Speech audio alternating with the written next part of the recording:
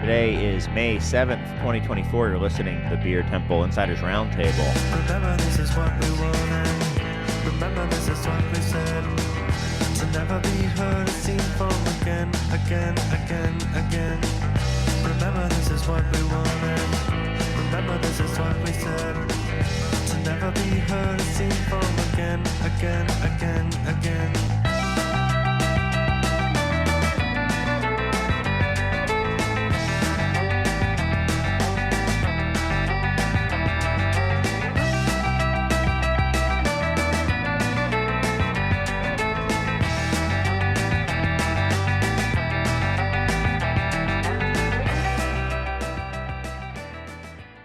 Hello and welcome to the Beer Temple Insiders Roundtable. It's a classic roundtable. Off to a good start. We had a flawless intro. We had a fade for the ages. Yep. We've got a full crew. One of his best. Maybe the biggest crew we've had. In a long time. Yeah, in Studio BT. And I have a feeling, well, there's a very good chance that we're going to have a peanut gallery as well, based on who's sitting at the bar. That's correct. So we might have a peanut gallery as well. So it's going to be pretty classic. We're off to a classic start anyway. But we should probably introduce ourselves. I'll introduce you first. You are Mike Shalal. You're one of the co-hosts. My name is Chris Quinn. I'm one of the other co-hosts. Thanks Correct. for thanks for everyone for tuning in. If you tuned in to Lumpen Radio 105.5 FM WLPN, thanks to everyone there. If you downloaded the show, also thanks to you for downloading the show. And for those of you who have done that and been leaving reviews and stuff like that, and letters, we keep getting more and more of those. So I think we got some letters in store. And we should probably get going because it's going to take probably 15 minutes just to introduce everybody. But is there anything you wanted to talk about before we get going, Mike? Anything new with you? Exciting? Oh, no, Chris. This feels like my brain's oozing out of my ears with the inanity of dealing with a bank and the city at the same time. So really what I got into brewing for is to be told I need insurance for the inside and outside of my condo separately on certificates of insurance. Yeah. And that the numbers on my drawings for the city might be too small to be read, even though they can read them perfectly fine. So they didn't say they were. They I'm said sure they those might are the be. last two hurdles. Once you're once you're done with those, it's smooth. Smooth sailing. Mm-hmm. So no, I'm doing great, Chris. Good. Doing great. Good to hear. Yeah, Good to hear. Thanks.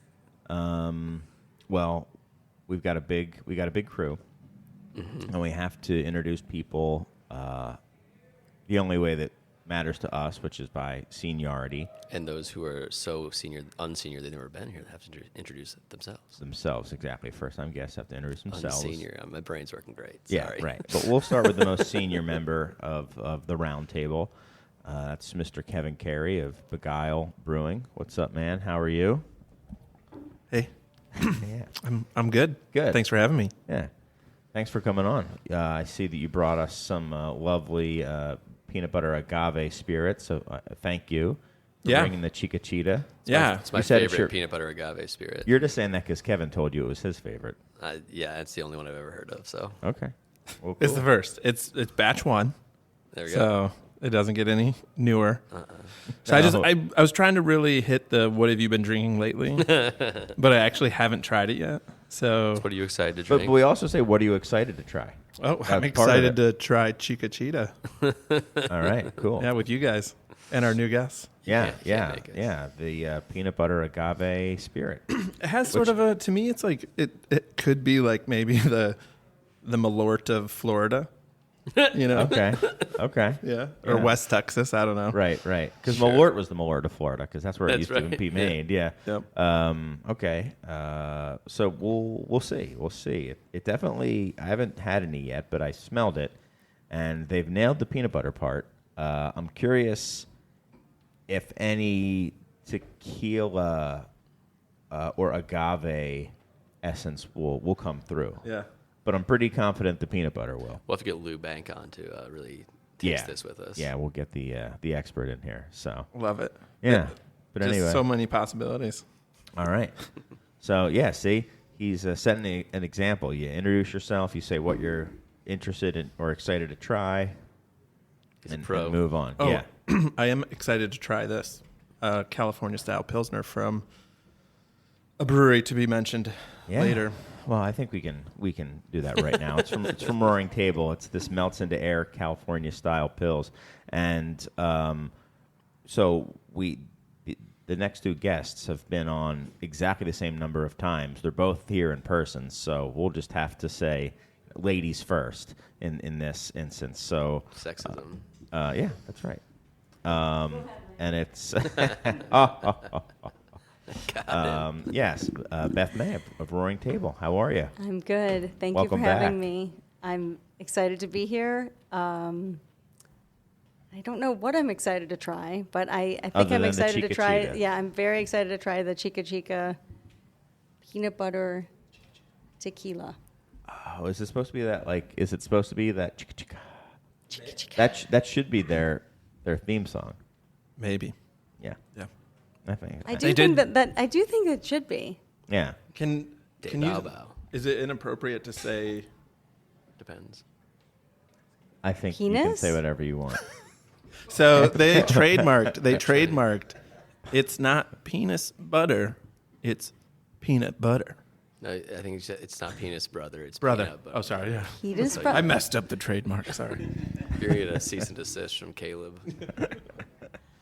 Trademarked it. She's already breaking the rules that we established earlier. So. Well, it didn't take long. Yes. We have a tendency to do that. How are you, Lane? Welcome back. What's up? Thanks for having me. I'm very excited to be here, and I want to learn a lot about beer. So please tell me. Oh, you're going to learn. Please tell me. Yeah, class is in session. Let me ask you, California-style Pilsner. What is a California-style Pilsner? So this is kind. I'm on a bit of a crusade to get this name out there, and so far myself and my mother are completely on board with the California-style Pilsner, which how it is starts. some people call it a West Coast lager. Others, amazingly, some great friends of mine call it a Lupo lager, and but I prefer to call it a California-style Pilsner, and so. Because it just, I like the Like the imagery. sound of it. I Yeah. like California. You know, Yeah. it's a place you go and it's the West and you're free and Right. you know. So California style Pilsner is what I'm pushing for, and so I have had very little traction on this yet, but we're going to keep going and keep going, Okay. and someday take over the world. I like, so I've heard West Coast Pills, and I like California Pills. Those are probably my two favorite. That's tough when you're in California, maybe though. I mean, West Coast IPA and California Common and stuff like that, I Sure. guess. Whatever. A lot of New people make England California IPA. Commons these days. Yeah, well, I mean, it's still a thing that I'm sure is probably more popular there than most other places. It's probably pretty common there. Yeah, exactly. So I like it. I'm on board with the California style Pilsner. So it's essentially a heavily dry hopped Pilsner that uses West Coast hops, or what makes it a California Pils? To my understanding, it and what we have decided to do out in Lake Zurich, Illinois, the second closest place to California than California. It's the itself, California Pilsner capital of the world. Right. I'm hearing. is all Pils malt, and then we whirlpool and dry hop as if it were maybe a West Coast IPA, but in the modern tradition with the cool, fun hops like Motueka, for instance. Yeah, okay. Or have you heard of this one, Citra? I've heard of Citra. it. It's quite the thing. It's pretty fancy and nice. Yeah, So as opposed to say focusing only on noble hops, which got it. I love, but that's a different thing. Right. So these are a little bit more wild and out there. These hops, citrusy and fruity and piney. We'll see if people Like these that. catch on with people. I don't know. We'll see. I don't know. We'll see. Jury's still out on Citra. Yeah. Well, thanks for coming all the way from Lake Zurich. Appreciate it. Thanks for having me. And you brought a friend, and your friend has to introduce himself because he's a first-time guest. So, Ryan, why don't you introduce yourself and let everyone know who you are? Hey guys, I'm Ryan Walker. I'm the head brewer, technically, I guess, at Roaring Table, but at the moment there's nobody below me, so And head and tail brewer. Yeah. I'm just brewer. You're brewer. But ideally, there's going to be somebody under me That you can be Someday. the head of. Someday. hopefully in the next few months. Okay. So I'll be someone's boss eventually. Oh, cool. Yeah. Well, good luck on that. Are there any beers that you've had lately that you've been enjoying, or any beer that you're looking forward to having? I thought about this. I really liked Bufflehead Brown that I had at Bug from Kishwaukee. I just got back from San Diego Wow. and drank a lot of West Coast IPA. Yeah, you're wearing a McElhenney hat. Yeah. Dig it. Drank a lot of West Coast IPA for a week straight and was craving anything other than hoppy beer, and had a brown ale at Bug from Kishwaukee. And That being beer under glass, right? Yeah, beer under glass. Yeah, it was delicious. Nice. Best beer I've had since I got back from San Diego for sure. Okay. Very cool. What was your favorite beer you had in San Diego? Green Cheek, Oh, yeah. 100% Nelson IPA. Ooh, okay. It was like 2 days fresh and just the best Nelson expression I've ever experienced. Really? So good, yeah. Is that something they're doing, like that weird flowable dip hopping thing that they do over there? It has to be some sort of concentrated oil. Like, there's no way. We tried the beer together, and we're like, there's no way they can just get this from T90 and cryo hops. Yeah. They got to be adding, like, that hop keef product from Freestyle or something to just saturate it that much. What is that thing called? Sub-Zero. Something. Oh no, it's No, you said it's Sub-Zero 100% hop Nelson keef. though. Yeah, Sub-Zero hop keef. I Yeah. was thinking of the Fantaz. But yeah. Oh, just- right. And they're getting the pick of the litter of, like, the best. They got a Freestyle warehouse over there. I think those guys know the Freestyle guys. Yeah, Green Cheek they were Brewer. hanging out together, and we were at the Firestone Walker Invitational. Oh, okay. All right.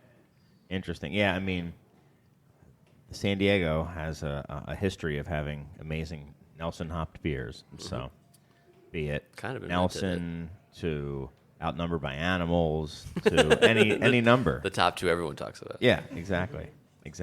Everybody had a Nelson IPA out there, it seemed like. Oh, really? Yeah. I went to maybe a dozen breweries. Everybody had a Nelson forward Wow. IPA. Well, all right. There you go. And I was not disappointed. It was Last they were couple of all years, great. Nelson's been tasting exceptionally good. I think it's back, baby. Yeah, we just made a Nelson Saison actually, Oh. and Did you use Nelson. Keef? Nelson Keef? now we Oh, used okay. just regular old Nelson Whole pellet. pellets. One whole pellet. Yeah, both the pellets were T90. Oh, good. Yeah, That's good. yeah. Okay, that's cool. We actually did dry hop this one. Okay, with Nelson. Yeah, it was like 0.5 pounds per barrel, Okay. so pretty heavy for us. That's a decent amount for a Saison, I would say. Depends on who you ask. Okay. Look at the I'm peanut asking gallery. you. Do you think it's a decent amount? I think it's the right amount. I don't know. That's what I like for our beers. Okay. I could argue for more if people want to do something different than what we're doing. Okay. Got it. All More or right. then. less. Yeah. Okay. But at a certain point, it's why bother. Right. Well, you tell me. You're the one who's doing it. It does seem to what express I'm doing, really Chris. cleanly in Saison. It when does. you lightly dry hop. Yep. Lighter is better, I think, for that style, but, I could be persuaded otherwise. Well, Mike, where do we start? It's a good question, Chris. I think maybe with some good news. Sure. Some good news. Friend of the show. Oh, okay. Then you start, because now I have no idea what we're talking about. Pete Brown, right? Oh, yes, yes. Okay. Wrote an article that the union is being saved. Yes, And we're yes. not talking This about is a these feel untied good. states. We're talking Yeah, it's nice. about- We'll lift them up, and then we'll just pound them down with the rest of our topics. That's Pound right. people into the ground. We got to get the good news out while people are still listening. Yeah, well, I think, both of you guys, Begyle and Roaring Table, do quite a bit of classic styles, I would say. So, few things are as classic as fermenting in a obscure manner, like they do at Burton-on-Trent with the Burton Union. Or they did. Or as they did. And I don't know if you guys know, well, if you know what the Burton Union is, or if you've ever heard of it, but the last one was decommissioned. It was at Marston's, and Carlsberg acquired Marston's, and shortly thereafter unceremoniously dismantled the Burton Union, didn't have a last brew, didn't have anybody in to see it, and just dismantled it. And, a very, and I cannot express how very small number of people were upset about this. But Pete Brown being one of them, you and I being another. Yeah, being 2 and 3. So that's probably the majority of people in the world who were upset about it. There's at least one more. There is at least one more. Garrett Oliver. Garrett Oliver was also of Brooklyn Brewing, was also upset by it. Uh-huh. Unlike us, he actually did something about it. We made a podcast about it. That's true. At the very end of the podcast, we talked about it. That's true. That's true. And we did more than most, Chris. Yeah, and a decent portion of the union, enough to be called a union, I think, was saved and reconstituted and brought over to Thornbridge Brewing in the UK, and is now looks like up. I don't know if it's running, but it's assembled at least.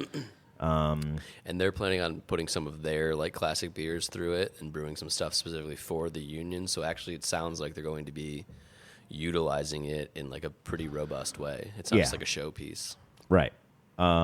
Which also goes to show why the hell could Marston not have kept a small piece of it and done the same thing? I mean, come on, could have. Yeah. Well, why didn't they? Money, efficiency, capitalism. Yeah, I don't know. I mean, administrative error. Sure. Yeah. I mean, it's probably a rounding error for them just to keep it for Carlsberg anyway.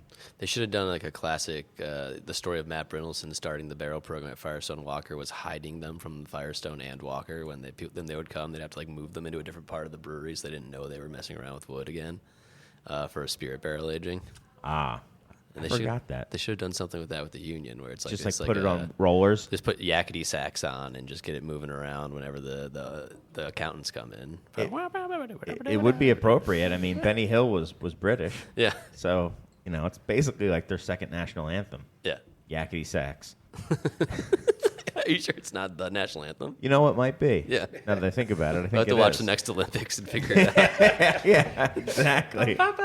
Imagine. I mean, all right. I'm as patriotic as the next guy, but I think I might start rooting for England in every event. God, yeah. If I knew they were going to play yakety sax, if they won the gold. We should email them and tell them that we get a lot more fans if you played yakety sax instead of God Save the Queen. Right, exactly. When there's a king, is it God Save the King? No. Really? Yeah, it's still God Save the Queen. That's just the song. Are you just saying that?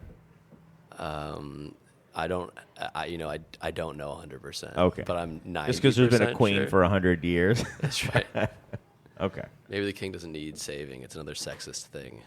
He should save himself. Got it. I don't know. I think it's probably an old patriarchal system. I have no idea. Anyway. That's exciting, though. What do you guys think about saving like old, esoteric, and arguably obsolete brewing techniques? Arguably style? obsolete? It's not obsolete because it's the only thing that can do it. That's true. I think it depends on like one of the things.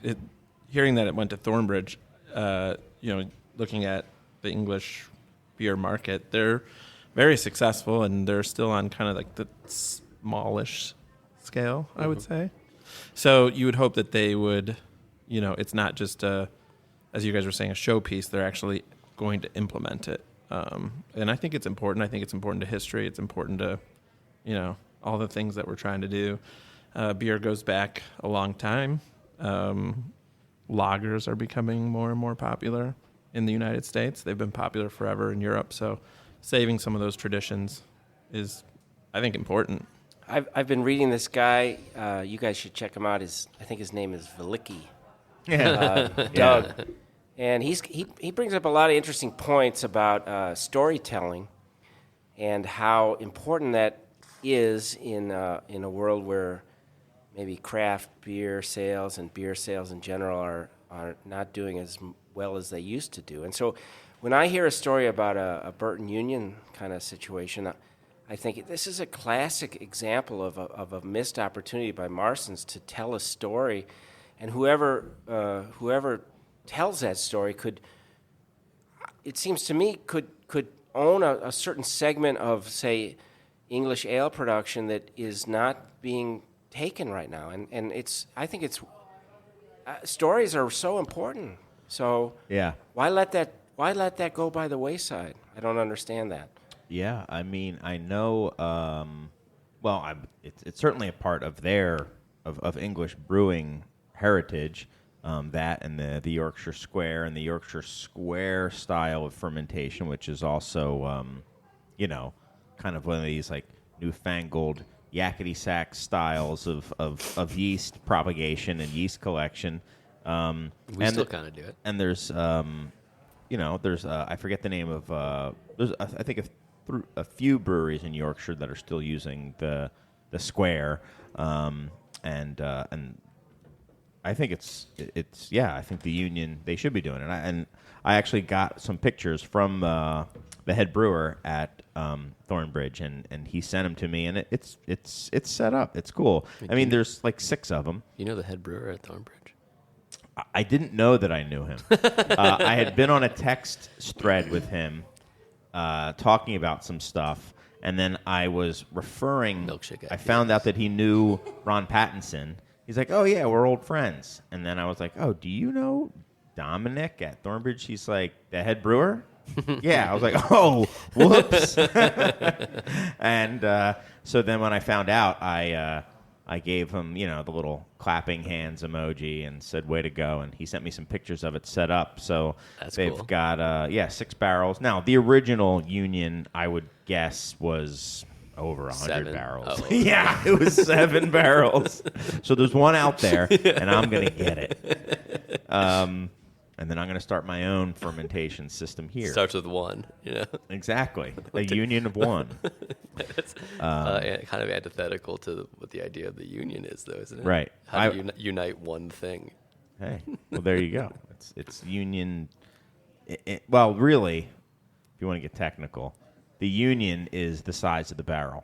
The barrel is called a union. Right. Okay, nerd. Yeah, exactly. Well, you're the one who you're the one who wanted to know. So the barrel itself is called the union, but it does seem like it should go together. Mention that Barik in Nashville built his own union system. Yeah. I don't know if he's still using it, but when I was there 2 to 3 years ago, he was showing it off to me in the back, and he brews all his beers that he puts on cask through that thing. It's just neutral oak barrels that he puts some wort in and does it ferments his English does the beers yeast go up on top and then goes in through a like pan? this stainless manifold and down into like a pan that he collects and Interesting. That's cool. I don't know if he still does it. I don't know if that was doing as well, because since I've been following him, now he's doing a lot more like clean lagers and West Coast IPAs. Sure, so. I'm sure those would all be good in there. Yeah. Union it. Yeah. It's union hopped. California Union Lager. It's the next big thing. Yeah. You dry hop in the pan. Mm-hmm. Yeah, exactly. Exactly. So that's a feel-good story. We were all lamenting it being gone. Yeah, we talked about it a couple months ago. It was nice to have put a little bow on the whole saga. I know you all were worried about it, so.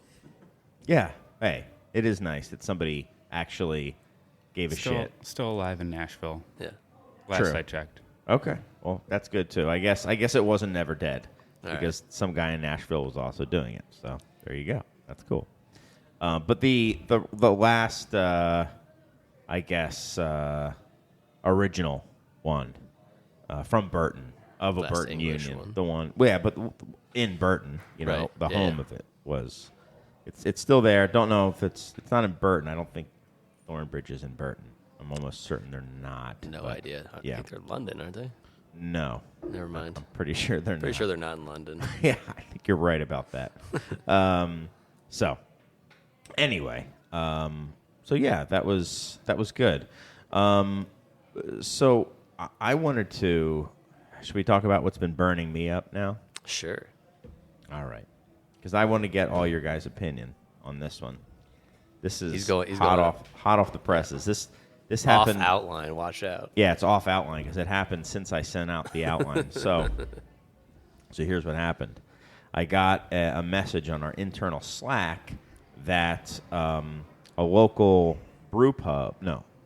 tap room, brewery tap room, is going to be doing an event, and they're going to be pouring guest taps from another brewery, and it's an out-of-market brewery, and that brewery is going to be bringing let's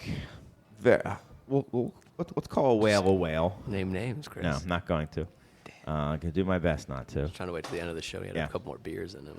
Right, exactly. Yeah, right. And he's shotgunning a Crash Landed. Right. No, off air. Well, sure. Yeah, I mean, Mike already knows. Would you like any Chica Cheetah? Yeah, right. Oh yeah, you know what? Why don't you just we'll do a Boilermaker into this Zena Pills. Yvonne would never. Right. So like a very coveted hype beer is going to be getting poured there. This beer is, I don't think, ever been poured before in Chicago outside of maybe like a fest or something like that. Yeah, it's definitely been at a fest that I know of. Yeah. Long time ago. And you won it. Right. So I reached out to the brewery and said, there's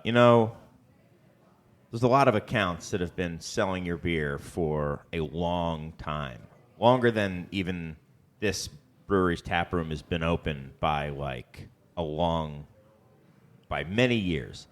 And for this tap room to presumably have it be the first and last time they ever pour your beers, and this is when you decide to bring this beer to Chicago for the first time, is, I think, a bit of a smack in the face. And I said there's a lot of other accounts that I think would have been deserving of it, but I also said not hating on the brewery. I specifically called out that I like the brewery and the people at the brewery and didn't blame them for anything, but it is something that you don't see as much as you used to. I think this used to be more of a thing where it was like this little insular thing where breweries would send like the hype stuff to each other. Hype isn't really as big a deal as it used to be, but it was just like, oh man, like what's up with that? Like, sure. So I fired off a spicy email to the rep at the brewery, and then also reached out to the tap room and the people at that brewery here in Chicago and was like, hey, by the way, I sent this email, FYI, love you guys, but I thought it was bullshit, so just letting you know that I think that, but I'm not hating on you guys, and FYI. And that's the truth. I don't really hold it against them. I mean, if I was operating a tap room and I could get the beer, I would have done the same thing. But to the brewery who sent it, I was like, you know what? I don't think that's a good look to your accounts necessarily, or at least the accounts. And the accounts that would carry your beer probably would care about this beer of yours as well. So I wanted to get your feeling. I know I've put my feeling out there, and if you feel different from me, you're off the show. No, I'm kidding. No. Honestly, if it's like, you know what? Obviously, they can do whatever they want with their beer. Shut up. Why would you? Who do you think you are to say anything? I just can't believe you would send an email like that to Sean Hill. Yeah. Oh, Sean. Okay, I got it. Yeah. Well, it was? No, it was not. It was not Sean Hill. It was not Sean Hill. Sean Hill does not regularly have beer in Chicago. And when it was in Chicago, I believe I was included in the places. But anyway, yeah. What do you think about it, Mike? Mostly, I understand where you're coming from totally, and as a brewer, I would want to be more mindful of the way that would affect some of my best accounts and the way they would feel about it, and try to take that into consideration when I made a decision like that. As a brewer that is hoping to have a tap room, depending on the size of the font on the size of a table in my drawing, I would absolutely take the beer from the brewery offering it. Sure.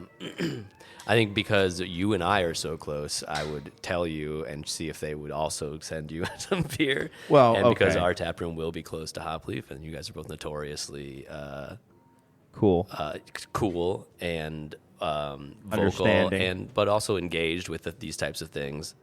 Probably check with them too, or just like in general, who I think would actually care, because I don't want to be stepping on toes, even just by receiving the beer.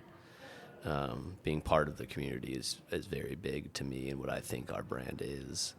But people move fast and things move really fast, and it's hard to always have everyone's perception of what's happening with your own business at the top of mind when you make decisions like that. So. Yeah, interesting.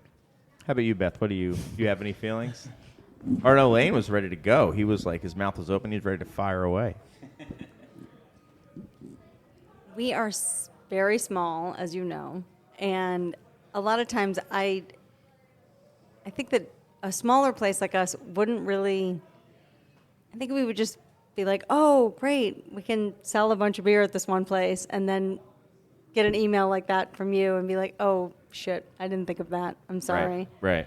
But I'm assuming that who you're talking about is not small. It's not you. No, I mean they're small. I mean, I think they're a craft brewery, so I think it isn't like it's a big national brand. It isn't like the latest Voodoo Ranger. You know, You would be pissed. I'd be pissed.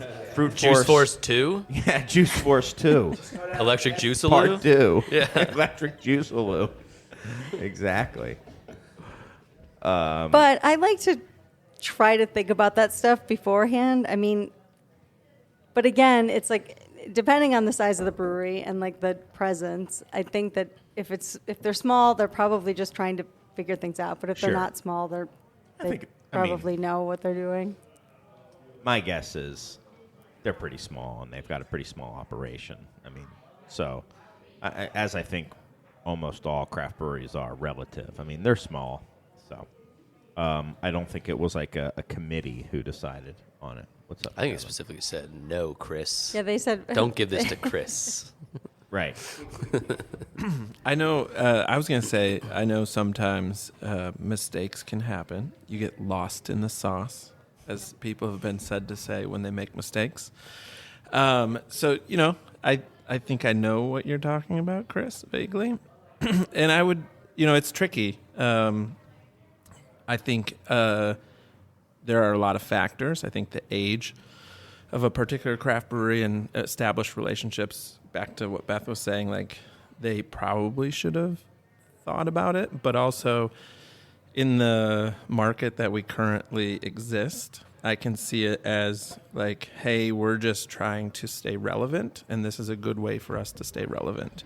Yeah, that's kind of how I took it. Like, let's combine forces and kind of borrow some of the heat that's emanating off this other brewery in this market and see if we can kind of, you know, be cool by association or something like that. And if yeah. Sorry, go ahead. What's up? Oh, I'm sorry. I mean, I definitely think that is what is happening. But I think that the other thing, too, is that people just don't...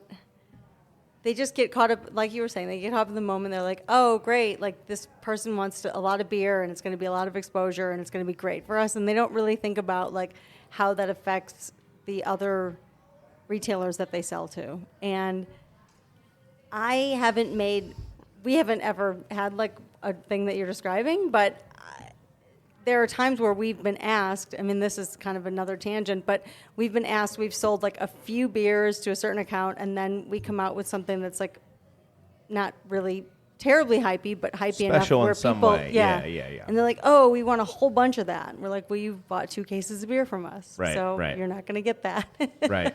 We're going to give it to an account that's like been kind of by our side. So I think that the longer we've been in distribution, the more we try to look at relationships and understand, I mean, we even will sort of sometimes give certain accounts preferential treatment to our tap room, which is, probably not like the best for our pocketbook, but we try to just take care of the people that have been loyal to us. Mm-hmm. Interesting. So if it had been a different beer bar, how would you have felt about that? I thought about that. I try to think like, okay, so I think there would have been, I guess it depends, but I probably would have felt differently about it because at least that bar presumably has been an ally or has promised to be an ally, which would be lamer but understandable. If it was a new bar that hadn't had a 10-plus year relationship with this brand, how would you feel about that? Right. Would it be the same as this, or is it a little bit more of a sting because it is a brewery? I think it would be a similar but slightly different sting. It would be like, well, what the hell is that about? I think this one I think is more like, yeah, the breweries, they always get this kind of preference for this sort of stuff. They're just are at kind of like a higher tier in some regards because they're peers or buddies or something like that, and they've been, chatting back and forth for years, and they're friends, and they're maybe friendly or something like that. So, like, in a way, I think it would be worse if it was a brand new brewery. I'd be like, what? Brand new bar. I guess I'd just be more confused, I think, in that case. But I also think that in this case, it's very focused and channeled, intentional, like, anger that I, like, send this stuff out because I kind of said in my message to them, like, this is kind of like, it's my job to complain that this is happening, Right. I have to make it known that I did notice. I don't think it's cool, and I'm never buying it. No, I didn't say that. No, and that's not true. It's not true. I will continue to buy their beer. Will it affect it, though? Will this continue to affect your relationship? Do you think this is a one-time thing where it's like, all right, I'm mad right now, but I'll get over it, and it's not going to change the way that I view this place? Or is it like this kind of like that really to be stinks? Fair, if anything, in this instance, I've been the one who's been, like, reminding people to, like, hey, remember about this brewery. Remember as we're buying, remember, don't forget about them. Don't forget about that adds a little bit to it too, where you feel like you've been championing them, even if not quietly. But yeah, like, kind of behind the scenes. Like, these are good folks. Let's take care of them and stuff like that, even though they're not local. But they don't know that. They can't possibly really know that, right? Like that. Like, no. Not getting too deep into it, but, like, there's no way that maybe they do know it. Okay, maybe. Now, would you have done the same event here that they were proposing for this other brewery? Yeah. What if I told you I'm going to do it? What would you say to me? I'd be like, serious. I do the same thing that I said to the guys there. Be like, nothing but love, but F you guys. But you're awesome still. Like, it's not going to affect my relationship. When triple tuba solo comes in, right. I got a plan.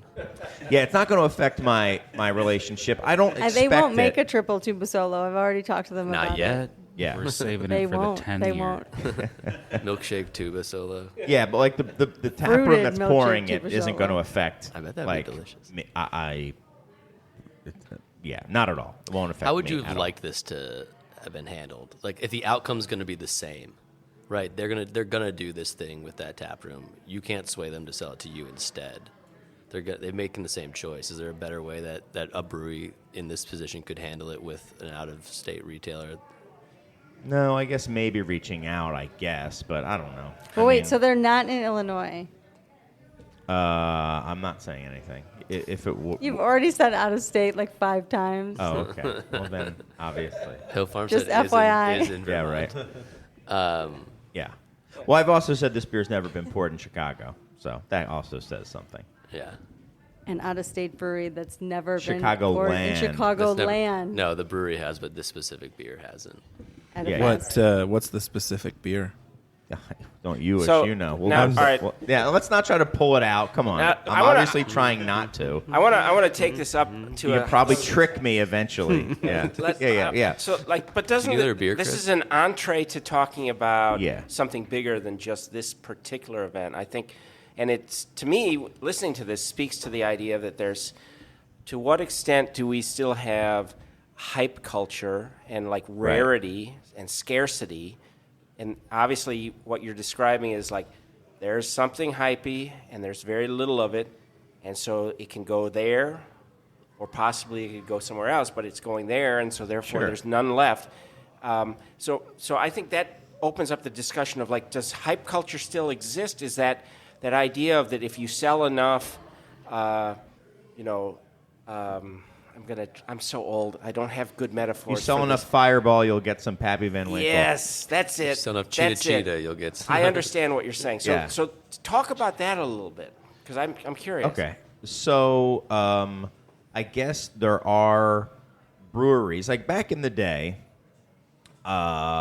it used to be if there was kind of like what you were saying, Beth, like they want a whole bunch of this one beer, and you look, well, a lot of people want this one beer. Who has been kind of selling our beer, day in and day out?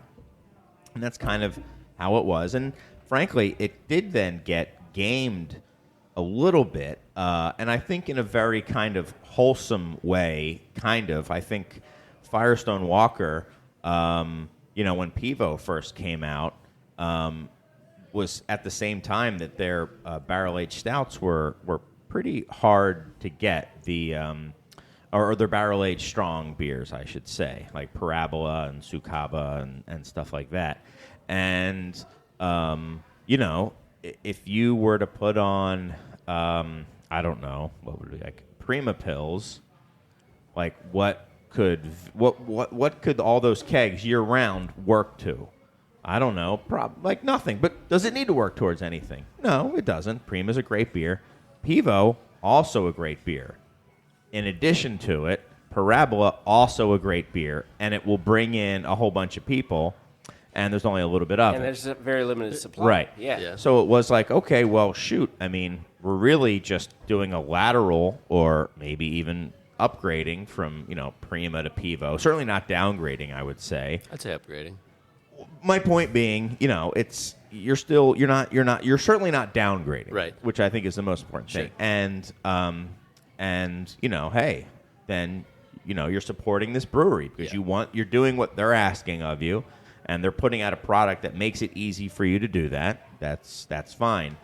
It's a win-win. Yeah. So I think that culture is pretty much gone. I think hype culture is pretty much gone in the city. I don't know about the burbs, but I think it's quickly dying in the burbs. Like, that definitely still exists for spirits.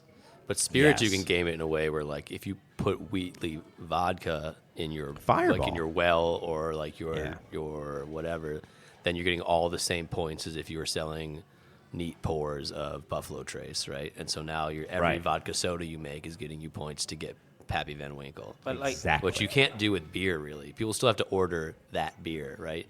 You can't be like, or that brewery. You're like, I'm not going to be able to sneak 312 into someone's glass to get Bourbon County or whatever the equivalent would be, right? Like, I can't speak to spirits at all, but because I go to bed too early. But with beer, that's a big change in just I assume just a few years, right? I mean, I was around when it was still a big deal, and people would line up at certain breweries not too far from my front door, even. Yeah. And so, are you suggesting that there's been a sea change basically in what constitutes the culture of, say, extreme enthusiasm from the beer aficionados? Yeah. I wonder how much the Facebook shutting down those trading groups has had an actual effect on that culture. Right. Because if there's not as easily accessible a market to flip these things or trade them or sell them for whatever the premium would be. Right. I think it's that all the breweries started making the same beers. Like, what do you mean by that? I mean, I know that, everyone started making really, flavor-infused barrel-aged stouts, like peanut butter, coconut, chocolate, cereal, whatever you want, chicken, Yeah. whatever. And then it just became kind of like, it wasn't scarce. I mean, and then it's sort of like, okay, well, you learn how to do it. And then it's like, okay, well, that brewery who's really good at it suddenly isn't necessarily the only person doing it. Right. And there's other breweries who are really good at it doing it. And I think, honestly, the same thing is starting to happen.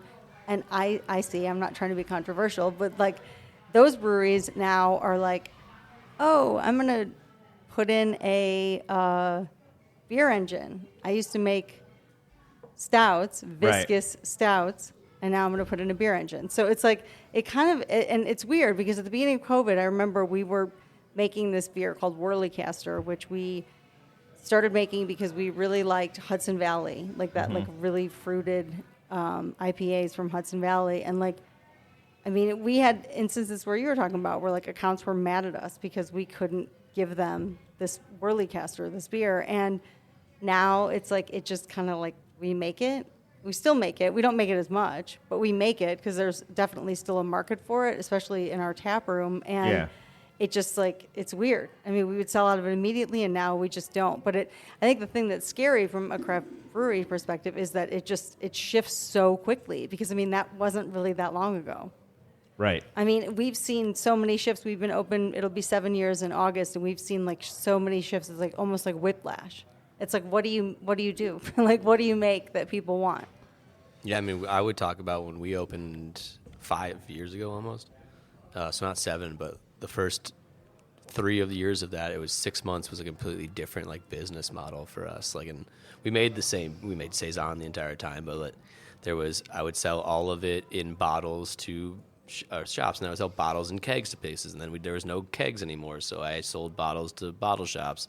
And then I was able to deliver it directly to people's houses. So the way I made that revenue was just been changing. It's not even like style based or the hype based thing. It's just like, and I think that's for a while. That was just the nature of what we did. Was things just changed so much. I think that's going to slow down a little bit just because the world is different and the world is not changing quite as drastically. Like there isn't a pandemic where you can't go to tap rooms and stuff anymore. But I don't know if it's going to ever stop. Like you're still going to be an evolving business all the time. Like I think the model of like if no one's going to be making one like heady topper only for and getting people to line up at their door ever again. Yeah, like that's what one brewery did that. Sure, and maybe 1 or 2 breweries still do that. Right.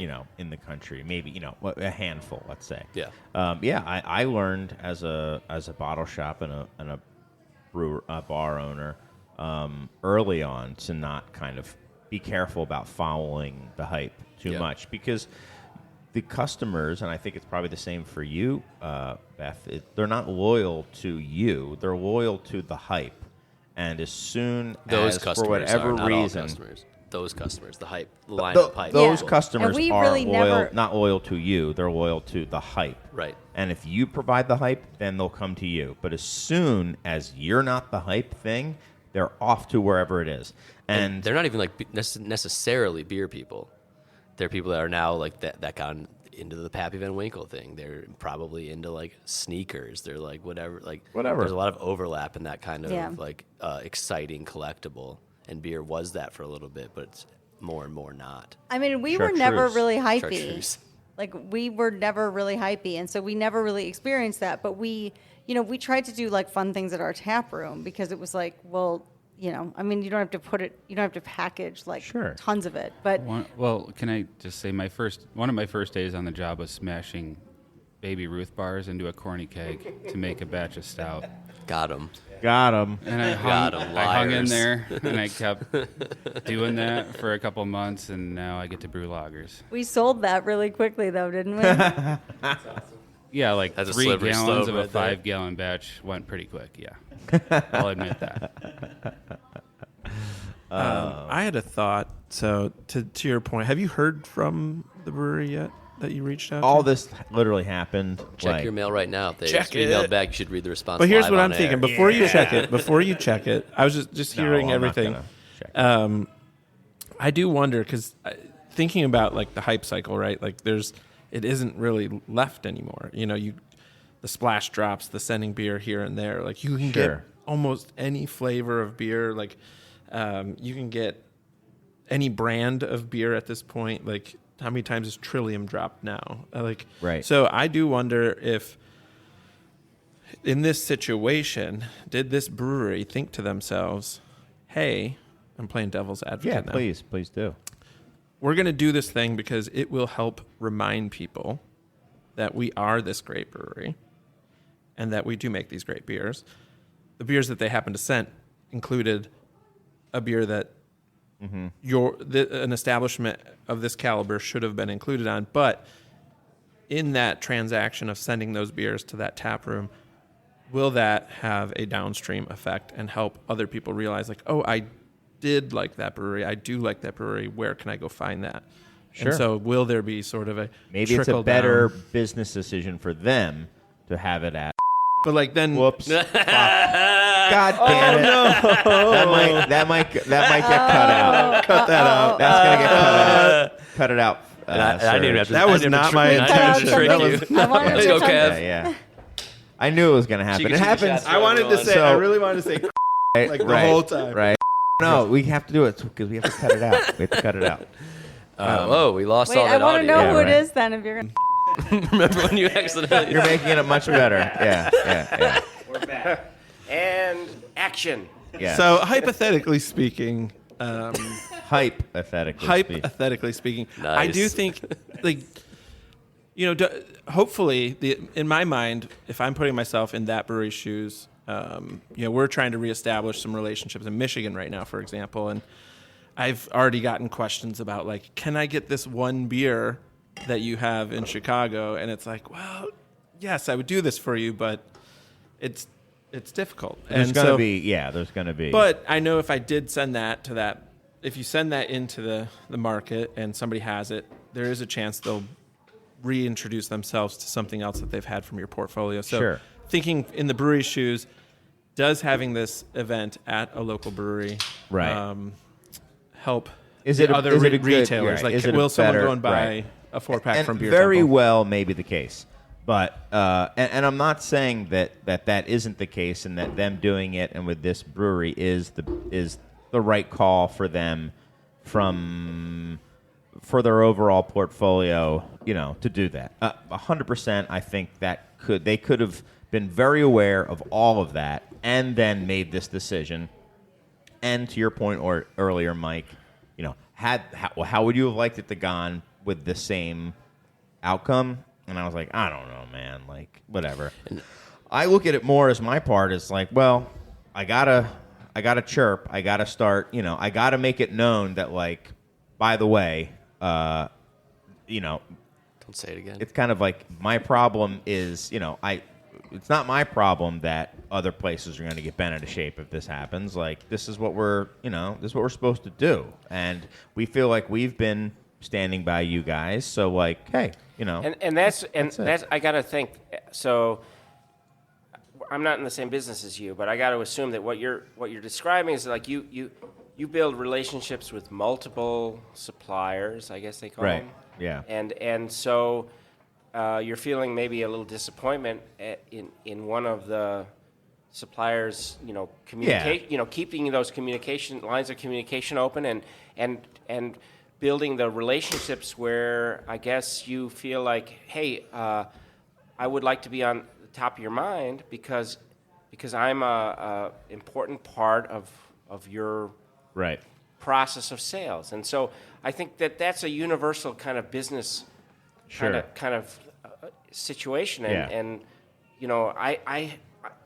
I'm a total outsider on this, but I do think that you feel like this is a relationship business, just like it's a storytelling business, So I think that anytime the story gets whacked or weird, you need to step back and think, like, what is the story? Are we telling the right story? Is this do we have the same feelings about each other as I thought we did? That's important, right? Yeah. I mean, obviously, I felt that way to some degree because I reached out and by the way, like, it's not like I sent like hellfire in an email and stuff like that. All like caps, baby. Yeah, right. I wasn't going all caps and I wasn't, dropping F-bombs or anything like that. mean, I've never done the all caps, but I've definitely dropped F-bombs in texts and emails to breweries and distributors and stuff before. But it wasn't like that, and I still have a lot of respect for both these places. But to me, it's like, again, it's part of the relationship, part of the game, part of the business is like, yeah, that's what you do is you say, like, yeah, well, I see that you're doing this. You may have every reason to do it. You have certainly every right to do it. But this is the optics from my end, and now you know what I feel the optics are. How much of your disappointment or upsetness? Yeah. How much is it? Is the potential lost revenue from having this this thing? Not much. How much is the lost esteem from not having it? How much is it that you would just like would to have been recognized that all of this those is a things relationship that could very well have been the impetus for this stuff, like in different scenarios with different beers. Yeah. I think it could have been like, oh man, like for something like Swansea Day, for example, it could be all three. Yeah. It could be, oh man, that would have been a big revenue day, and man, that looks really good to have that. And then also the third is like personally be like, ooh, and I really like this beer personally, and I would really like to have that. It would be like a private feather in my cap type thing. A little ego boost. Right, like a little Forest and Maine thing. Like, oh, I like them. I want to have their beer. What if they had March Mildness at some other brewery? Right, exactly. So all three of those could be what it was. In this one, it's personally like, I don't want to say too much, but it wasn't revenue. It was like, I mean, it would be nice revenue, but I don't know, like, whatever. It's not going to keep the lights on or anything like that. Sure. It just would have been, I mean, would it have sucked? No, but at the same time, there's something else. At the same time, it's like, hey man, I've been selling Fireball for 10 years. Why aren't I getting any Pappy? Sure. Kind of. It's one of those. Yeah. Like, is one bottle going to keep the lights on? No, but like, I don't know. It'd be cool to get it. Mm-hmm. I guess that's not exactly because Pappy's has so many shitlords going after it that it's probably not the best example. Yeah. But you know what I'm saying. I do. Yeah. So maybe now we're ready to take a break, and then we come back. We were at a really nice natural segue, and then we got pulled away from it. But we can talk about hypey and a sea change away from hype and kind of where are things going. Maybe we can talk about that next. Sure. After we fill our beers. Mm-hmm. All right, cool. We'll be back in just a bit. And we're back with the Beer Temple Insiders Roundtable. I'm Chris Quinn. I'm joined by my co-host, Mike Shalau, and our guests, Kevin Carey, Beth May, Lane Fearing, and Ryan Walker. The last three all from Roaring Table, and the first from Begyle. You'll have to figure it out. You have to go back and listen to the beginning. Don't beep that part out. Yeah. And something that was talked about a little bit by you, Lane, earlier was like kind of is there a sea change in hype and lack of hype going on? So something that I think about like places like the Beer Temple is, we do our prediction show, Mike, and for those of you who may not know, like once a year we try to do like a joke. We try to predict the future of craft beer, and most of mine don't come true, at least not in the year that I say they're going to come true. But some of them have been, I think, Cold a little IPA too is gonna far. Die any day now. Right, exactly. If you just say it enough, eventually every trend is going to die. That's true. But, for example, hazy, I did say people are getting tired of hazy. They're getting tired of hazy. And we were like 2 years ahead of it. Right. But people were legitimately being like, oh, my gosh, every IPA is hazy. I'm tired of this same. And, the general population of craft beer enthusiasts, I think, followed that. Now, there's some people who are still drinking, Voodoo Ranger, and so, although that stuff's clear, that's not really hazy. I technically have drank Voodoo Ranger as well. Yeah, it's true. You know what's weird? In San Diego, there's more hazies than West Coast IPAs. Oh, is that what you felt? That's what I saw everywhere I went. Yeah. I felt like there were more hazies than there were here, but I felt there was also a lot more West Coast IPA than there was. I wonder here, how much too. of that is that they were probably so resistant for so long that once they started making them, it was like, all right, now they're going to be here. They're also for obsessed with longer. IPA. I mean, it's just like all IPA. Yeah, it's like 90% IPA on the menu. I mean, how much double IPA did you see there? 50% was probably like 8% or stronger, probably. Right. And Yeah. here, you don't see anywhere near that much double. I was amazed at how much double IPA is still being drank on the West Yeah. Coast, especially SoCal. Yeah. But what I was getting at is what I've noticed here, and maybe it's something that will trickle down and may take a while, or may just be like a little blip that we're just seeing in our own little microcosm. But is like just an interest and a desire to drink just like normal beers. Like we don't really get amber ales because they're not really made very often. But I would bet if somebody saw an amber ale, it wouldn't be the slowest moving on the board. Where a couple of years ago it would have just died I would get one. on a board. Are you telling us to make an amber ale? Not necessarily. I'm saying there's a lot of options to make. And the stuff like that is now like interesting to people, and it doesn't need to be a hibiscus amber ale or Double dry hopped amber ale. right or anything. I'm even just trying to come up with like kind of subtleties to it that also wouldn't be offensive. But I think before it almost felt like it seemed like brewers or suppliers, Lane, if you will, it seemed like they needed to like do that if they were going to just make a golden ale. Or That's a how people blonde knew ale. we weren't like the other girls. Right, exactly. So, I feel that need isn't as prevalent in the drinker's eyes.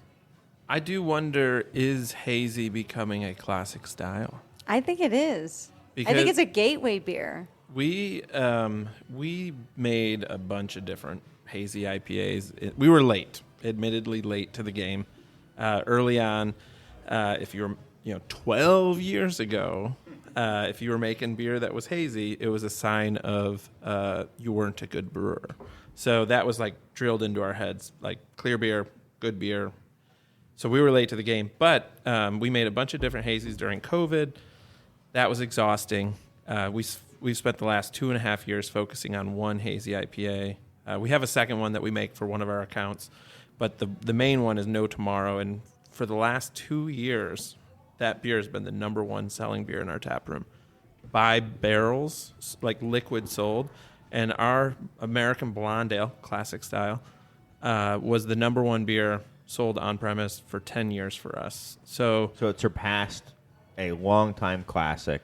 In your tap room. in our tap Yeah, room, we have this weird thing in our tap room where we would see two beers along the bar. We may have said this on the last podcast, so if somebody listened, I'm sorry. But we would have our pub ale and our hazy, like side by side all the way down the bar. It's so odd. Well, that's saying that there's almost like a bifurcation or something happening where it's like some people want it and some people don't. But I Or it's find the in the same tap people. room it's better. It does better in the tap room than it does in cans. The hazy does? The hazy does. Yeah. And I think it's a suburban Chicago thing. I'm sorry to interrupt But you guys. Kevin no. is No, I think it's. Chicago. I think some people are like, "Oh, hazy's not like hazy's fading," and I think I disagree. I think it's here to stay, but it has its place, right? Like that we are going to sell X amount of hazy IPA going forward. It's the days of like changing the hop bill to move a new beer. I think is over. But like, I think why I think it might be a classic style now is we're selling beer on trust at this point. I think that's the era that we're in. It's like people want to know that that is a beer that they like. And so obviously on premise at our own brewery, our customers know that that's the beer that they like. No Tomorrow, hazy IPA, that's the beer they want. or it's blonde ale, or it's Freebird. It's whatever. But that also goes out into the marketplace. Like, we sell a good amount of hazy IPA, but we intentionally restrict it to make sure that it doesn't get old on the shelf, because that's the number one killer of a hazy IPA, is letting it die on the shelf. So we're very careful on how much we make, but when it's unregulated in our own building, like our own tap room, it just flies off the shelf. And it's not, blonde is $2 cheaper. So it's not a price decision. It's a choice. Like, people are like, I want this, I want this hazy IPA. So I honestly, like 5-6 years ago, I would have been like, I'll never make a hazy IPA, but now it's our number one selling. Never a kettle sour either. I do believe that I completely agree with the idea that haze is now a classic style. I think we're too. Why say that, Lane? Because I think that we started our brewery in 2017, and we were semi-early adopters to haze. I mean, obviously there was Microphone and a few others, but like in our neck of the woods, that was still like something where people were going, "What is this? This is so interesting." And now, my mom sends me recipes for hazy IPAs. Hey, you should check this out. It's Galaxy and Simcoe, and I'm like, what? Wait, by the way, love is your that mom California making pills. hazy IPA? Yeah. That sounds like a really good combo, actually. So it's wonderful, but I think that it's never going away. I think it's earned the right to become considered a legitimate, absolutely rock solid style. On the other hand, I think that the idea that that's all people want to drink, that fever is breaking, and we see, and to my happiness, we see people really saying, yeah, you have a hazy, but tell me about this alt beer, which is an amber ale, by the way. So I think that there's a chance now to have more exploration in beer drinking than there was when haze was just this like dominant, blinding force. So I'm excited about the idea that it doesn't have to be the only style or the only one or two or three styles that matter. And that's giving room for other things to shine a bit. I wonder if the era of customers wanting the wildest thing they've never heard of is just completely dead. They want to still kind of experiment. They might want to try a new style of beer, but they don't want to try the thing with 12 ingredients or the thing that's supposed to taste like something that isn't a beer. The people that are still drinking craft beer on a regular basis probably want to try things that they don't have as often, but are kind of more familiar. You know what I mean? I came from a place that made a lot of things that were inspired by non-beer things or put a bunch of crazy ingredients and stuff, and I don't see that happening as much as it used to. Yeah, I agree. I think, and I don't even hold on. We'll have Serge do some repairs. I think what I'm talking about with hazy was not necessarily what I mentioned about a return to classic style. I think of that as kind of an aside. And yeah, I mean, there was definitely a time, even here, where we were considered no lovers of hazy, even when it was at its height. We would have minimum 2, sometimes 3 hazies on. And I think now we have 1 on. And yeah, that speaks to it becoming kind of a classic style, right? Right. And I think we pretty much always or almost always have a hazy on. But you don't have people coming in and being only looking for the hazy. Drinking through the 3 hazies we have and then maybe having a second of one of the 3 and then leaving. That's just gone. And is that customer still coming in and drinking 3 different beers, or do you not see that person anymore? Do you know what I mean? Is that person, how we're talking about hype people? Are they going to have a Pilsner after that hazy, or are they going to leave after that hazy? Or right. Second hazy. We used to talk about that idea of people moving through the styles as they evolve through their tastes, right? And then for a while we said that doesn't really happen anymore because a lot of people just drink hazy beers because that's what they like and they don't need to be they're not there to be challenged or there to try other stuff. I think those people still exist. I think now they're just okay with it being the hazy beer. And they might try another hoppy beer or something like that, but they like hazy, hoppy stuff. They might try something that isn't hazy but still hoppy. That's what we're seeing. Yeah. Like we had like hardcore haze people early in the day. I mean, they would drive to Iowa and go to the brewery there and like wait in line for haze. And now they just want to drink lager. I mean, they'll drink a haze or two if we have them, but then they are super excited about our other beers. And they're like, oh, we're not really into that anymore. Yeah. But I still think that there is this kind of changing, just like, what do you have that's new? What do you have that's new? Which is kind of hard because, like, I think that there's people that want flagships, and then there's also people that are like, what do you have that's new? So are you finding the what do you have that's new, is that waning at all, or is that as heavy as ever? I think it's waning, but I still think it exists. Oh, yeah, I agree. And I still think, and maybe this is just the culture in general, but like, you know, and Kevin, and this is not necessarily relevant to this conversation, but it is a little bit. But in terms of the tap room, you know, tap room culture has been like, what are the new events you have? And it's like, oh, you've had that event like 5 times. We're not interested in that event anymore because you've had it 5 times already. So, like, what is your new event? So I just wonder if it, like, in general, culture is just like, it just does seem like people are just so bored, like, immediately. Yeah. I mean, can't people just be grown-ups and sit at a bar And talk to each other and have some beers? Like, mean, isn't that enough? I mean, but Do we need to have Ted Lasso trivia? At our base, we're just monkeys that seek novelty, though. So Well, that's what the problem is. so. Is it's like, oh, we I don't had know if I fish do. fry at our brewery, which is kind of crazy. Like, not a lot of people have fish fry, and not only did I see like 5 other breweries suddenly follow this fish fry guy, who's like happens to be our next door neighbor, so he's not going to go to their brewery, but. It's like we had it 3 times in a row. It was great, and then the 4th time, like nobody came, and it's like, seriously. Huh. I also think our expectations. Maybe as do it a producers- 5th time and see if they I come know, back. Yeah. but it's just Like, it sort of like starts to feed into this idea of like this constant. It's like you don't. It's like it's got to be new, but then if it's new for just it's you do it too many times, even if it's only 3 times, like then it's not new anymore. And then what else do you have that's new? It just. Yeah. But I don't know that that's beer. I think that that's just our world. I think the king of programming and doing it well in Chicago at beer bars or tap rooms is the man directly to my right, Mr. Kevin Carey. I mean, I think Begyle does it as well as anyone I've seen. And they're not I've events played that bingo many like a I time. would necessarily like do, but they speak to The shade. No, it's not shade at all.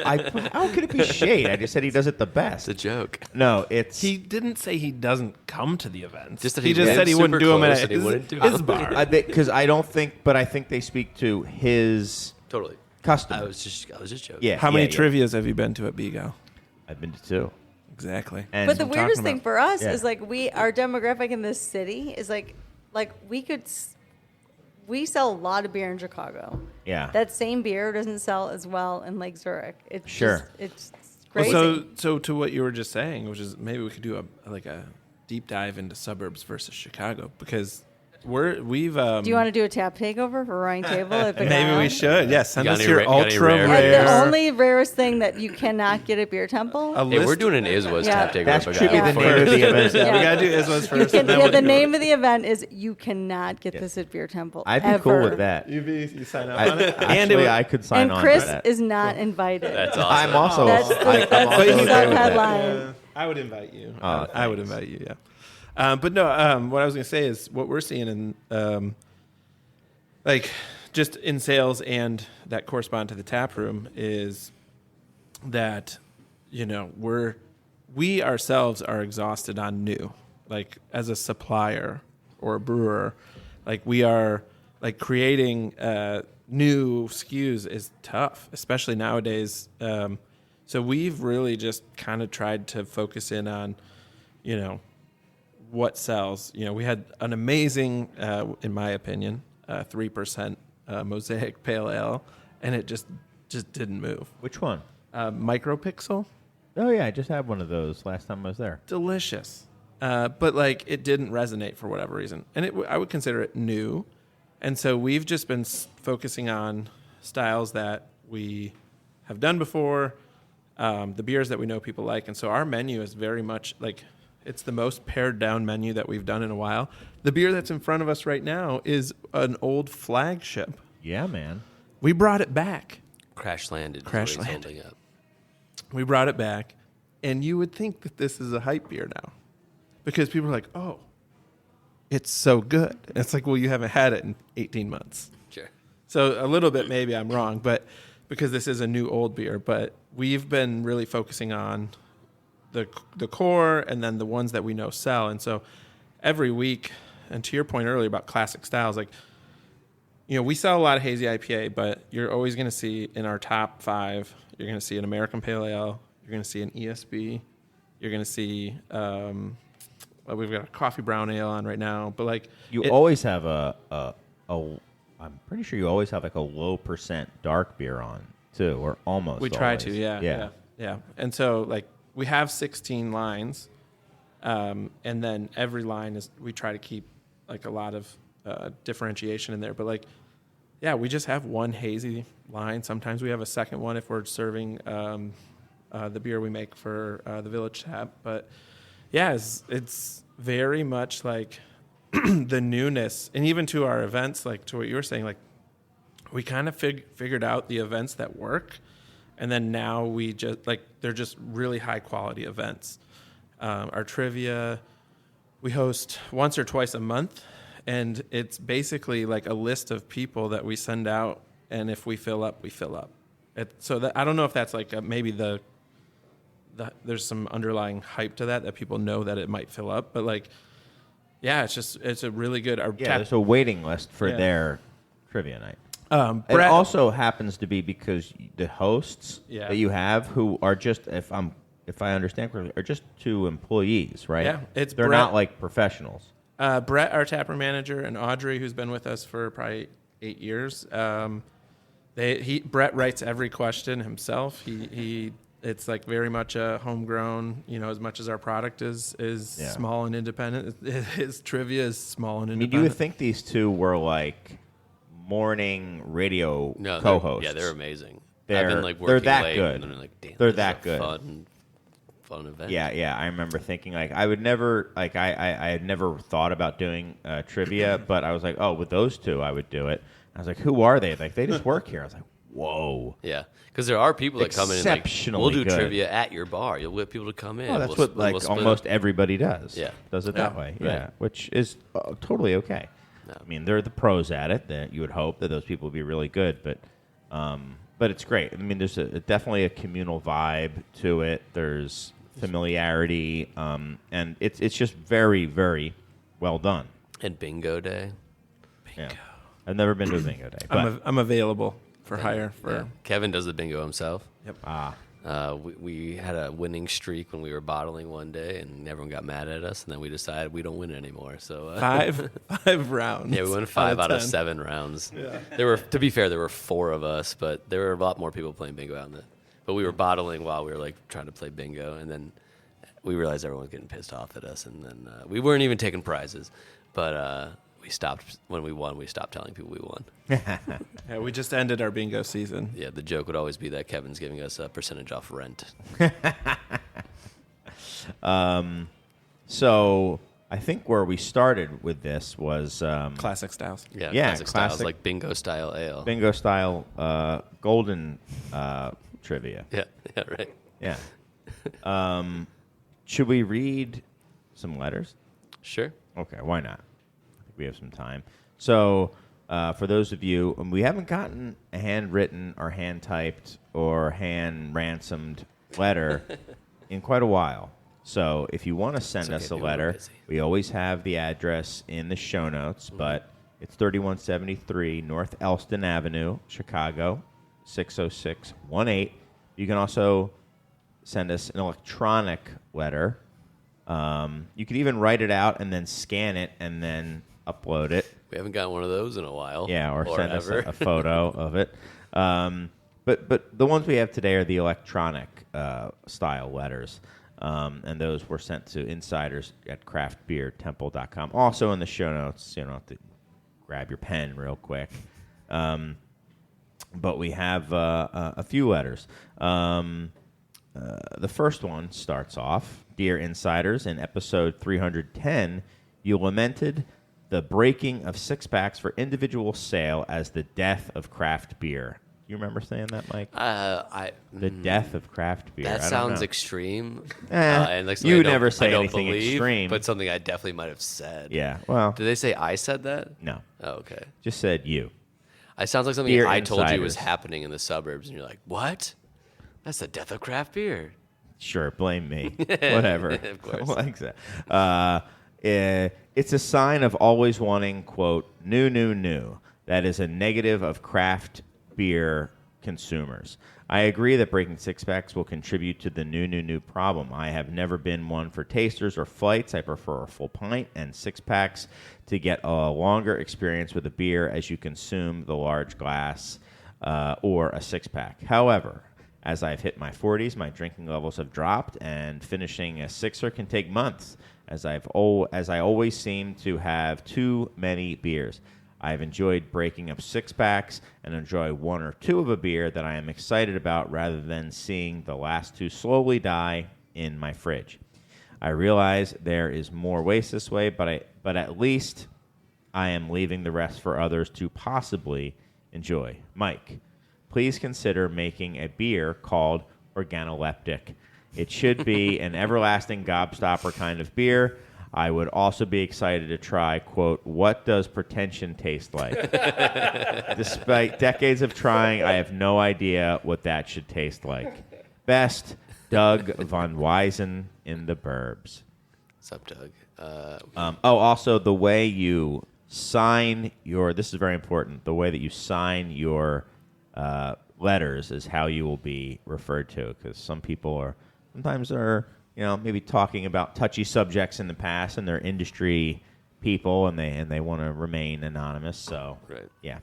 Anyway, thank you very much, Mr. Von Weisen.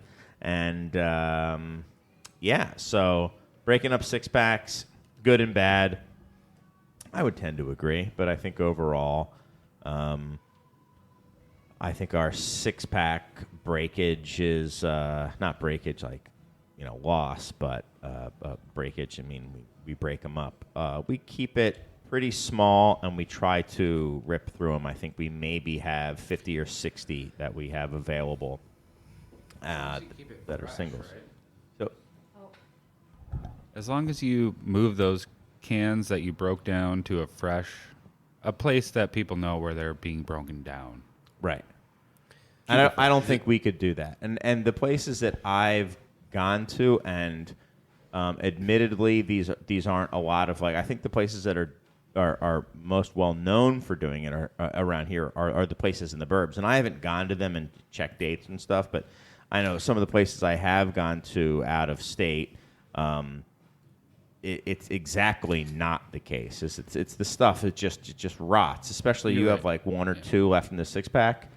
Just throw it away, but they don't, and they let it just take forever to go. And people just ignore that whole section altogether, and it's just a mess. It's I mean, some places though you can literally just reach in to a cooler and take one of the six out, and then you can just break anything into a six-pack if you want. How does that work? Look, no one's gonna have an answer for this, but how does places like that work with scanning stuff? There's only one UPC on there. How do you actually know? Do you have a button to push for 1/6 of the price of what this thing was gonna be? You can probably have multiple things come up for a single barcode, so you can say which one do you want, an option. Gotcha. Because a lot of seasonals use the same barcode or something like that too. So sure, you have to be able to figure that out. So it's single or 4-pack, and then you can have different prices. So there's ways to get around it. Or you could just literally put a $1 sticker on every single can. That would be terrible. Yeah. That is something. Or you can just also do everything by the can, and when you get a 6-pack, you just have to do it times 4 times 6, and do it that way. But that sounds anyway, this is something that's like here is very specifically as like a city suburban split. I don't know of anywhere in the city limits that is doing most of their craft beer sales by the can. I think and you would know, I think, better than been to anyone else a lot here. Of shops. Yeah. There used to be a law. I don't know if it still exists, but there was a law that in the city of Chicago you couldn't sell less than 16.1 ounces of beer. Oh, so you couldn't sell a can? Yeah. Yeah, you couldn't sell a single can. But you could sell two of single them, right? cans. But it just the culture evolved of like, well, we cannot sell single cans, so it just became. What if it was a low fill can? Well, that would be less. Gotcha. Than the 16. If it was a high fill can, maybe they could get away with it, or a 16.9 ounce bottle, which is we sell our stuff in. I think it's what probably he was not saying allowed, is, but what if they were terribly low fill, and even 2 of them weren't 16 ounces? Oh, well, then we're getting to Finch territory. There we go. So, There we go. Oh. they're gone. Yeah. So, but anyway, don't bleep that out, sir. I mean, I stand think, by my I statement. think there's positives and negatives for it. I think if you want to attribute me to saying it's the death of craft beer, I think I'll own it too. It's not a good way to sustain some like a brewery, really. Yeah. Like if they're buying Volume. one of yours, talk about new. Like I'm not even going to buy a 6-pack. I'm not even going to buy 1/4 of a case. I'm going to buy 1/24 of a case, and then that's the only shot you get because someone who's doing that isn't going to like the chances that they're going to come back and remember that one of the 6 that they picked up and be like, that's good. I'm buying a whole 6-pack next time. Maybe they'll grab one more. Right. It's like it's unsustainable, and those people are looking for new, and that I think is unsustainable. Yeah, That's really what I hard. think. What's up, Kevin? I agree. No, I was Nice. just recently out of the market in my home state of Michigan, talking to an account, and they started letting people break up 4-packs, and that ended up turning into a slippery slope because what they were seeing was people like $20 4-packs became a hindrance to like the volume just dropped. Like it wasn't so much that like they were buying those like hype cases, I guess, or 4-pack $20 4-packs, and people stopped buying them, so he allowed them to break them up, and so then he realized it was an even bigger issue where it was more an aversion to that $20 price point, I think. Sure. Like, I mean, that's high. That's high. Yeah. Like Yeah. that's your We've broken up like Trillium and stuff where they're like really expensive. We sold them as singles, but we haven't ever said, yeah, you can reach into that, 6-pack of bottles of, who makes 6-pack bottles right now? I don't know. And just like pull one out or Left-hand Great milk Lakes stout. Conway Irish Ale Yeah. and just grab one. Yeah. Like we don't, but there's other places that are like, yeah, that's fine. We don't care. Yeah. And I think like that's going to be the death of Conway's Irish Ale because that brewery, that store is only going to buy 1 case of that. Right. Where we might buy like 3 cases of it because, And technically, you only have to get someone to go in on a 6er of it. You went through less sales, like less units, like less buying choices than the place that sold 1 case. Right. You sell 3 cases of beer if they're in a 6-pack. You actually had people make less choices about about beer. Much less. 18 versus like 24 if I did that. No, it's even less. Sure. It's 12. And 12 over choices. and over There's what 4 time period? 6-packs. Because don't forget about the last 8 of that case Right. that are there a year and a half later. Yeah.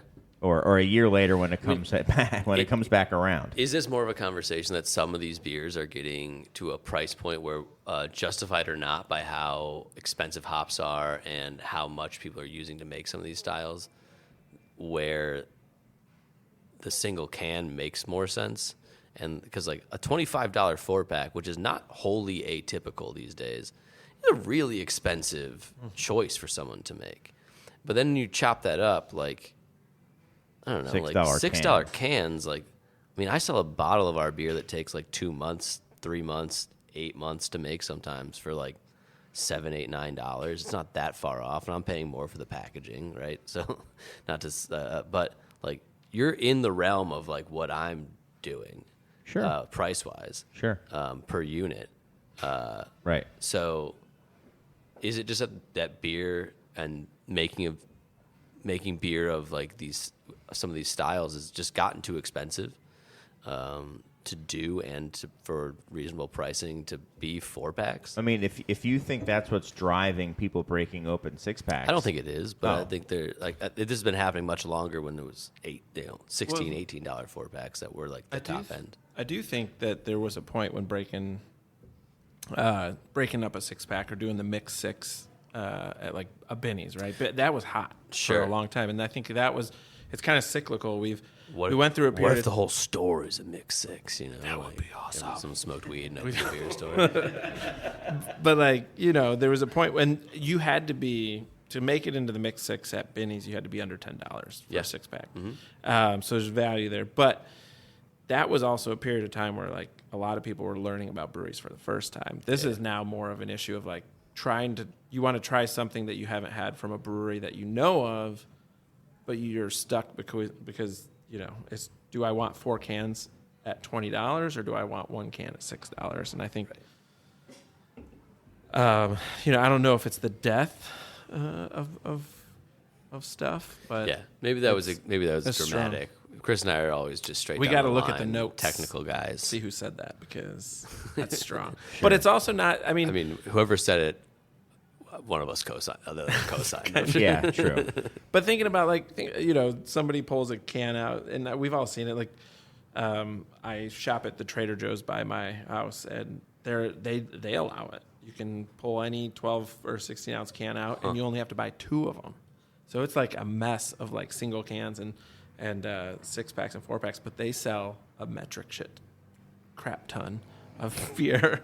But they do allow you to buy 2 cans at a time, and to what that letter. Crazy Trader Joe's is onto it. Yeah, but I'm their customer, and the guy who wrote the letter is their customer. I'm grown. I'm aged a little bit, and I bought 2 cans there about 2 months ago. One of them is still in my fridge, and it's a Hop Slam. Because I was like, cool, Hop Slam. I don't want a whole Hop Slam. I'm going to get a can of Hop Slam. That's a beer it makes sense to buy singles of, though, right? It's like a 10%. Like it's like buying a can of wine. Go big or go home. True. We have another letter. This one's going to go very quick. This is Chris and Mike.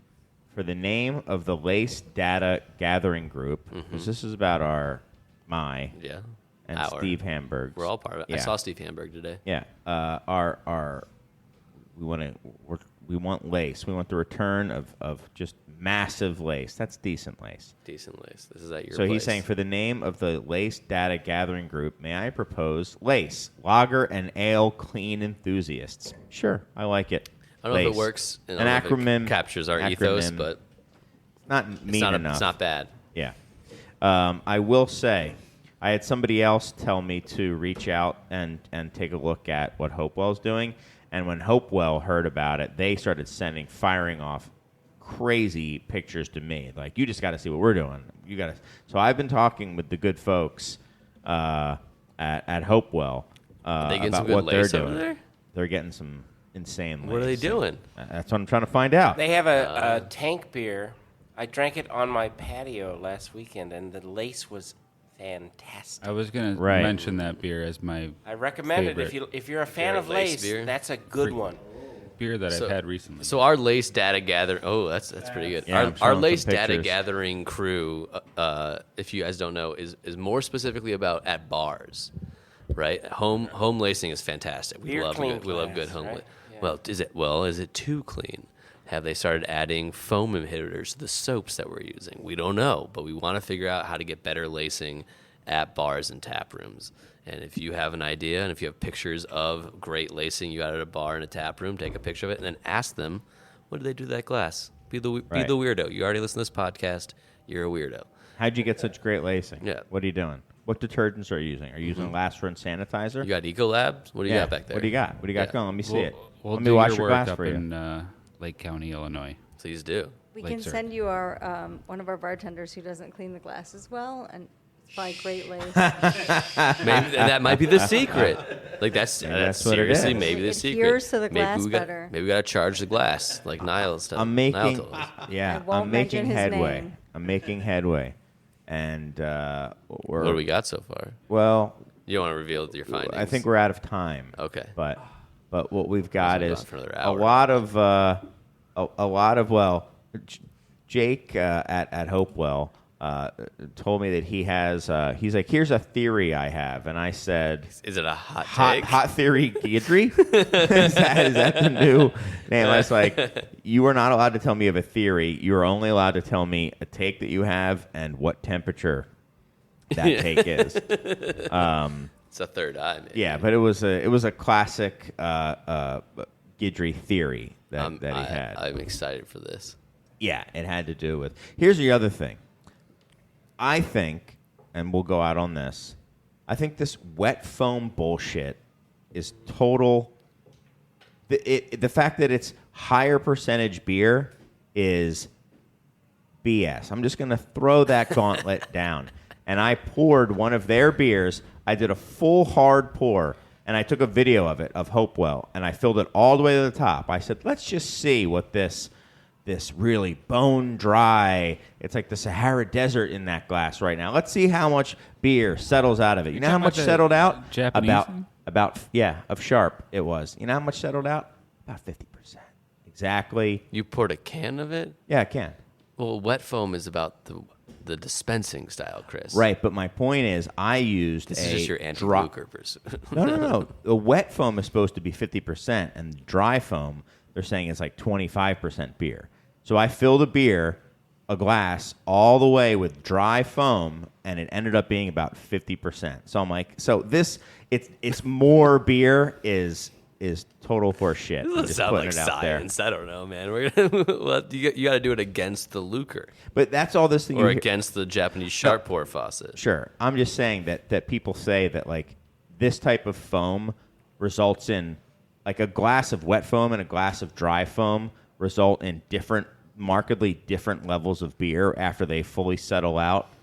I have not seen that to be the case.